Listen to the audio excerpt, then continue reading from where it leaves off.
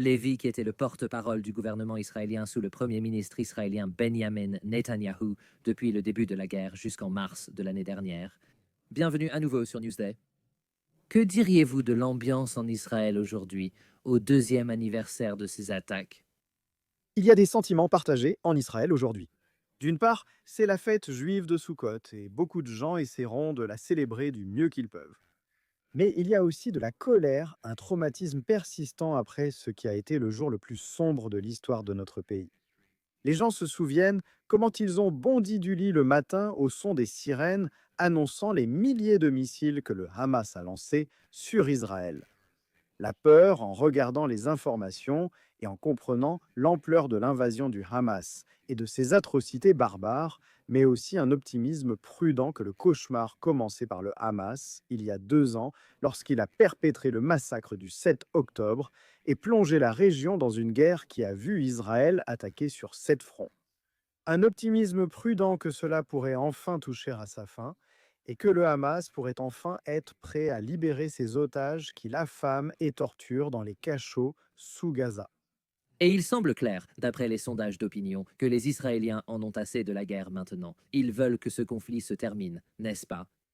Les Israéliens ne voulaient pas cette guerre. Israël ne l'a ni commencée, ni souhaitée, ni anticipée. La guerre a été déclarée contre Israël le 7 octobre. Et depuis, la question est de savoir comment sortir de cette guerre en ramenant tous les otages à la maison et en retirant le Hamas du pouvoir pour qu'il ne puisse plus jamais commettre de telles atrocités.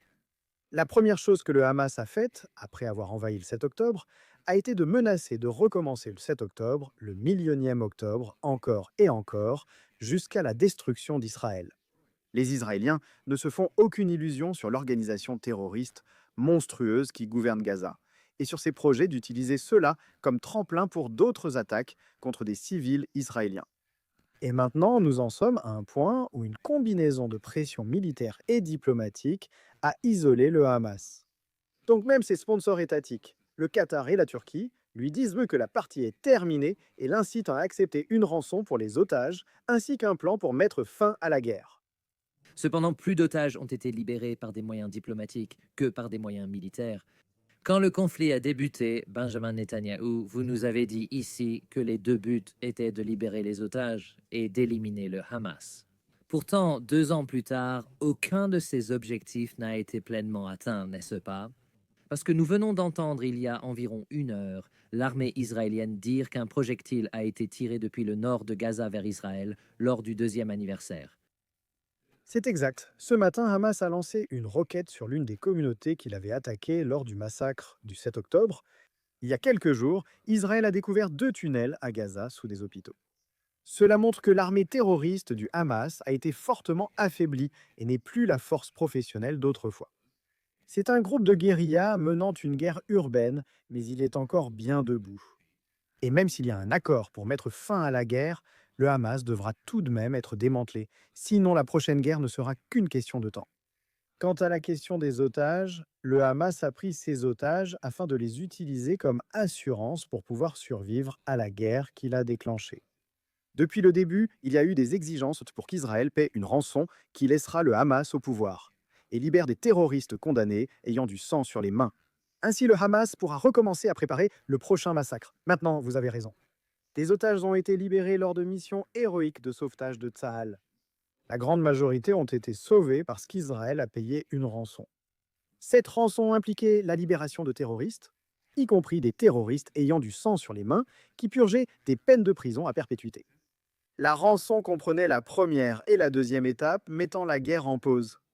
Mais le Hamas retient les derniers otages comme assurance pour survivre à la guerre qu'il a déclenchée, afin de pouvoir se préparer à la prochaine. Vous dites que c'était une rançon, mais c'était une négociation, non? Et c'est exactement le même type de négociation qui a lieu en ce moment dans la station balnéaire égyptienne de Sharm el-Sheikh. Maintenant, nous avons entendu de... Non, non, je suis désolé. Je suis désolé. Si je peux juste réagir un instant. Lorsqu'une organisation terroriste enlève des innocents dans leur lit, leur met un pistolet sur la tempe, menace de les exécuter si vous ne payez pas. Ce n'est pas une négociation diplomatique, il n'y a rien de légitime là-dedans, ce n'est pas un accord, c'est du chantage pour une rançon. Enlever des gens et exiger un prix pour leur libération, c'est une rançon. La plupart des gouvernements refusent de négocier des rançons avec les terroristes. Le Royaume-Uni affirme que cela viole ses lois et le droit international. Diriez-vous alors que ces discussions à Sharm el-Sheikh sont ainsi actuellement? C'est Israël qui paie une rançon. Absolument. Ce sont des négociations de rançon pour des otages que le Hamas maltraite, menace d'exécuter et pour lesquels il exige un prix pour leur libération. Donc, en le qualifiant ainsi, pensez-vous qu'Israël ne devrait pas participer à ces négociations? Nous devons libérer ces otages. La plupart des gouvernements disent ne pas négocier avec des terroristes. Nous n'avons pas le choix parce que nous savons qu'ils les affament, les torturent et les retiennent dans des conditions des plus inhumaines. Il y a un problème, bien sûr, lorsque vous payez une rançon aux terroristes, vous les encouragez à prendre de nouveaux otages. Israël devra composer avec ce risque. Nous avons une responsabilité envers les citoyens innocents arrachés à leur lit ou à un festival dont certains souffrent encore de graves blessures depuis le 7 octobre. Payer une rançon est horrible, personne ne le souhaite. Israël est fort prêt à payer une forte rançon pour ramener ses citoyens sains et saufs. Mais nous avons entendu il y a une heure un auteur qui connaît des personnes au sein du Hamas disant qu'il pensait qu'il était très peu probable que le Hamas accepte de déposer les armes. C'est l'un des points énumérés dans le cadre du plan de paix de Donald Trump. Si le Hamas refuse de déposer ses armes, la guerre continue-t-elle? Si le Hamas refuse de mettre fin à cette guerre d'une manière qui garantisse qu'il ne pourra jamais la recommencer, Israël n'aura d'autre choix que de poursuivre l'option militaire jusqu'au bout. Les États-Unis ont affirmé leur ferme soutien à Israël dans l'élimination du Hamas. Même après 2 ans de conflit, plus de 1000 membres du personnel militaire israélien tués, plus de 60 000 Gazaouis tués, la destruction d'une grande partie de Gaza, l'armée israélienne n'a pas réussi à éliminer le Hamas. Il est peu probable qu'elle réussisse en 2 ans de plus. Rappelons-nous qu'il a fallu à une coalition internationale de 70 nations 10 mois pour déloger Daesh de la seule ville de Mossoul, alors qu'il n'y avait que 3000 terroristes. Ils n'avaient ni otages ni tunnels partout sous terre. Gaza est le champ de bataille urbain le plus complexe de l'histoire, et personne n'a dit que ce serait facile. Mais les conséquences de laisser le Hamas au pouvoir et armé à Gaza sont que si ce n'est pas la dernière guerre de Gaza, il y aura une prochaine guerre de Gaza. Et personne ne veut d'une prochaine guerre de Gaza. Le Hamas est une organisation terroriste véritablement génocidaire. Il veut détruire l'État d'Israël. Le massacre du 7 octobre a déclenché une guerre régionale visant à mobiliser les autres proxys du régime iranien pour attaquer en même temps. Israël n'a pas le luxe de laisser le Hamas au pouvoir à quelques centaines de mètres des habitations du sud d'Israël. Cette guerre doit se finir par le démantèlement du Hamas, d'une façon ou d'une autre, sinon cela recommencera. Vous reprenez la phrase de Benjamin Netanyahou ou la manière forte l'autre jour. Dernier point. Pensez-vous que le cadre proposé par Donald Trump pour la paix à Gaza pourrait fonctionner si les deux parties suivent le texte qu'elles ont publiquement indiqué vouloir respecter, et qu'on pourrait ainsi aboutir à un État palestinien et un État israélien vivant pacifiquement côte à côte?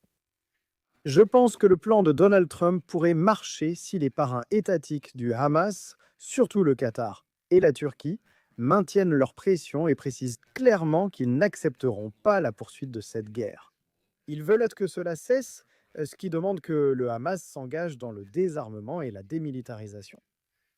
Le Hamas, lorsqu'il a déclenché le massacre du 7 octobre, bénéficiait d'un soutien international. Le Qatar a condamné Israël pour le massacre du 7 octobre, le 7 octobre même. Il n'a jamais dit publiquement au Hamas qu'il devait libérer les otages.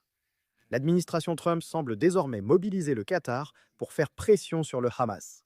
Si cette pression peut être maintenue, alors j'espère que la guerre pourra se terminer et que le plan pourra être entièrement mis en œuvre. Mais regardez, Israël a essayé l'option militaire pour affaiblir et démanteler le Hamas. Elle l'a considérablement affaibli. Israël est désormais prêt à tenter la diplomatie pour désarmer le Hamas et démilitariser Gaza. Il est essentiel de saisir cette opportunité. Merci, Eylon Levy. Nous avons entendu le Premier ministre qatari il y a un mois